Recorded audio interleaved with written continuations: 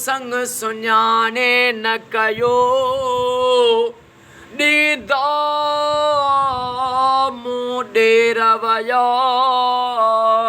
Ginger ऐं झोरी लॻी जन लोरी डूंगर से डोरी दियूं या अल्लाह या अल्लाह। ओ मुझा करीम रब जल जलालहो मौला अज 4 ज़ुल्क़द माहू पहिरियों जुमो साईं एडवोकेट मुजाहिद हुसैन फुलपोटो साईं जे घर में महबूब मिठड़े जी लख सलवात पढ़ी वई आहे। ओ मौला अजो को मुजाहिद हुसैन साईं जो ख़ैर पंहिंजी बारगाह में उहद जबल जेॾो लिखण क़बूल फरमा। ओ मौला मुजाहिद हुसैन साईं खे साईं जे वालिदैन करीमनि खे साईं जे सभिनी घर वारनि खे सेहत ऐं वॾी हयाती अता फरमा। ओ मौला हाजी सनाउल्लाह फुलपोटो साईं खे साईं जे बचड़नि खे क़यामत ताईं आबाद फरमा।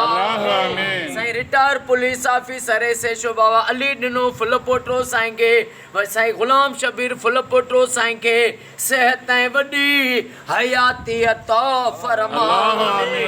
ओ मौला हे घर ऐं घर वारा तुंहिंजी अमानत में तुंहिंजे सामान हिननि जा क़यामत ताईं सॼण साम्हूं कजां ऐं हिननि जे दुश्मननि खे निस्तो नाबूद फरमा। मुजाहिद हुसैन एडवोकेट मुजाहिद हुसैन फुलपोटो साईं जे पुटनि खे पढ़ाई में कामयाबी ॾे ऑफिसर थियनि कामयाबी कामरानी अता फरमा। साईं जे रोज़गारनि में पोखनि खजनि में माल रिज़्क़ इज़्ज़त में बरकतूं अता फरमा। अल्लाह यार फुलपोटो साईं जा बच्चा घर आबाद फरमा। गुलजार अली फुलपोटो साईं खे जे बचड़नि खे क़यामत ताईं आबाद फरमा। गुलाम शबीर अब्बासी साईं खे सेहत ऐं खिज़री हयाती ऐं रोज़ी में गंज अता फरमा। मोहम्मद इसाक अब्बासी साईं जा बेड़ा पार फरमा। साईं सहाफ़ी हाकिम अली रिंद बलोच साईं खे सेहत ऐं वॾी हयाती अता फरमा। रब जेके बीमार आहिनि उन्हनि खे शफ़ा अता फरमा।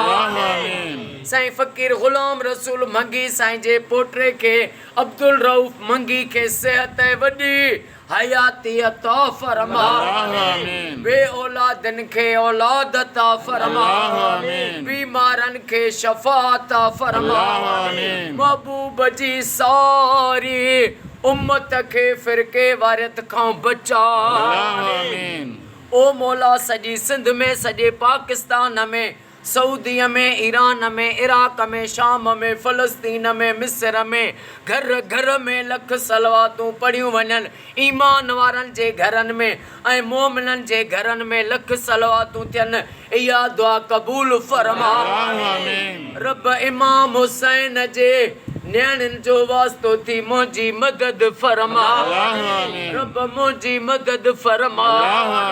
इन्नल्लाह व मलाइकतहु युसल्लूना अलल नबी या अय्युहल्लज़ीना आमनू सल्लु अलैहि व सल्लिमू तस्लीमा।